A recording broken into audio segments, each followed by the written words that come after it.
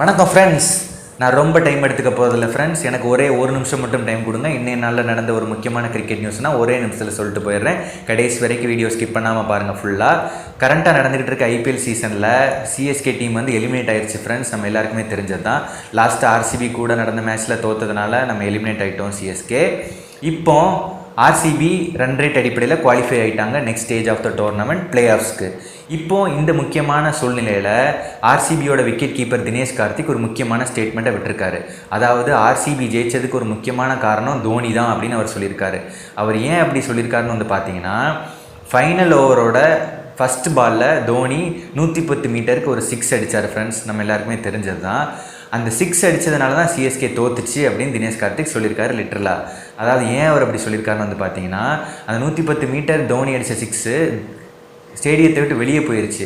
அதனால் புது பால் கிடச்சிச்சு ஆர்சிபி டீமுக்கு. அதனால் மீதி போட வேண்டிய 5 பாலை எஸ்தயால் நல்லபடியாக போட்டு கண்டெயின் பண்ணிட்டாரு. அந்த நியூ பால் கிடைக்கலனா எங்களுக்கு கொஞ்சம் கஷ்டமாக இருந்திருக்கும் ஆர்சிபி டீமுக்கு பவுலிங் போட அப்படின்னு சொல்லி தினேஷ் கார்த்திக் சொல்லியிருக்காரு. அந்த புது பால் கிடச்சதுனால தான் நாங்கள் கண்டெயின் பண்ணி சிஎஸ்கே கூட ஜெயித்தோம். இது ஒரு முக்கியமான காரணம் நாங்கள் ஜெயிச்சிருக்குன்னு சொல்லி தினேஷ் கார்த்திக் சொல்லியிருக்காரு ஃப்ரெண்ட்ஸ். நீங்கள் யார் ஃபேனு, சிஎஸ்கேவா ஆர்சிபியா அப்படிங்கிறத கமெண்ட்ஸில் லீவ் பண்ணுங்கள் ஃப்ரெண்ட்ஸ். மறக்காமல் இந்த வீடியோவை லைக் பண்ணிடுங்க. மேலும் எந்த மாதிரி வீடியோஸ் வேணுங்கிறதையும் கமெண்ட் பண்ணுங்கள். மறக்காமல் நம்ம சேனலை சப்ஸ்கிரைப் பண்ணிடுங்க. நன்றி.